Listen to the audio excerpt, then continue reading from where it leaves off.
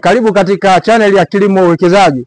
Huenda ni mmoja ya mfugaji ambaye ulinitafuta kwa wakati wako na kuniambia bwana Eric Osaki, nawezaje kuwekeza kwenye soko la hisa la Dar es Salaam ili hali na kipato kimoja tu? Inawezekana.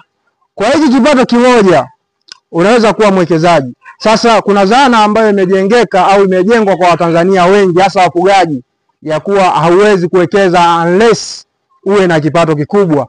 Sio kweli. Kanuni ya soko la hisa la Dar es Salaam inasema unatakiwa uwekeze kuanzia hisa 10. Pale katika soko la hisa la Dar es Salaam kuna makampuni ambayo yanauza hisa moja shilingi 250, shilingi 260, shilingi 1170. Utashindwa kweli kuwekeza shilingi 250 au 260 shilingi 1000 na hawa kuku? Hiki kipato kimoja, huyu unamwona huyu ni kuku anataga mayai. Kwa wiki unakusanya tray ngapi? Piga hesabu.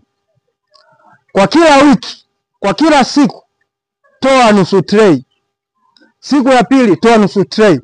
Paka inapotimia wiki moja, kusanya kiasi hicho cha pesa, kawekeze kwa kununua hisa za kampuni fulani katika soko la hisa la Dar es Salaam. Kama unapata wasiwasi kidogo ununue hisa gani, basi tutafute kwa namba zinazopita hapo chini.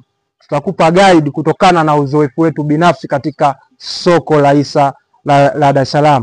Kwa hiyo unajikuta kuku tu, unayemwona kuku anataga mayai, anakupa ukuaji wa mtaji kwa kampuni fulani. Mimi ananipa ukuaji wa mtaji kwa kampuni ya CRDB. Ananipa gawio, amenipa magawio ya miaka kama 3-4 nyuma. Gawio CRDB. Kwa hiyo ni vitu ambavyo vinawezekana pale ambapo ukiamua kuchukua hatua.